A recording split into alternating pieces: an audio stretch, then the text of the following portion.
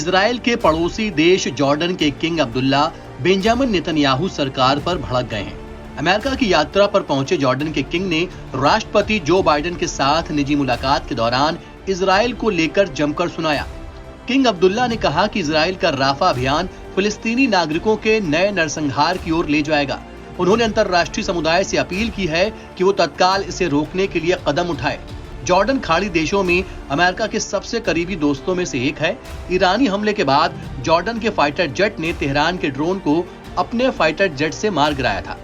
Jordan के शाही court से जारी बयान में कहा गया है, किंग ने व्हाइट हाउस में इजरायली सेना के जमीनी सैन्य अभियान के दुष्परिणामों को लेकर चेतावनी दी है, जो इस संघर्ष को पूरे क्षेत्र में ले जाएगा। आपको बता दें कि इजराइल ने सोमवार को राफा में हवाई हमला किया और फलस्तीनी लोगों से कहा कि वो शहर के इस इलाके को छोड़ दें। राफा में करीब 10 लाख लोग हैं जो पिछले 7 महीने से चल रही लड़ाई के बाद इस इलाके में आ गए हैं। रविवार को हमास ने एक बार फिर से अपनी मांग दोहराई कि बंदियों की रिहाई के बदले इजराइल को युद्ध को बंद करना होगा।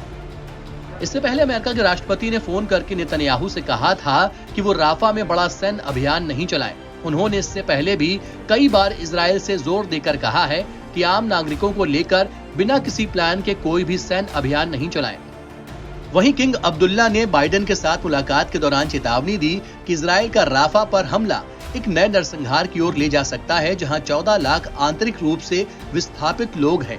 किंग ने तत्काल सीज फायर लागू करने की मांग की है। आपको बता दें कि इजरायली सेना ने गाजा पट्टी के राफा शहर में एक सैन्य अभियान को मंजूरी दे दी है और इजरायली सेना अब क्षेत्र में हमास के ठिकानों पर हमले कर रही है। अधिकारियों ने सोमवार को इसकी घोषणा की।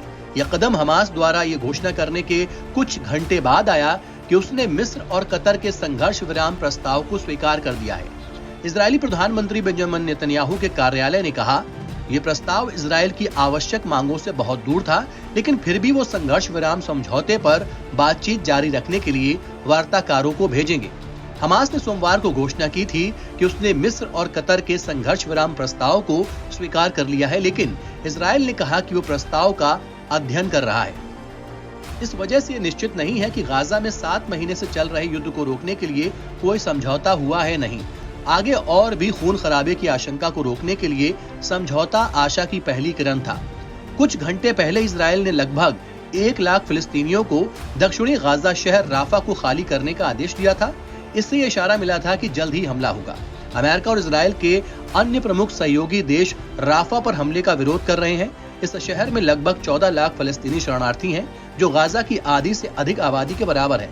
हमास की घोषणा के बाद राफा में फिलिस्तीनी खुशी से झूम उठे थे। उन्हें इससे हमला टलने की उम्मीद थी, लेकिन अब इजराइल ने वहां पर बड़ा हमला किया है। एनबीटी ऑनलाइन की रिपोर्ट।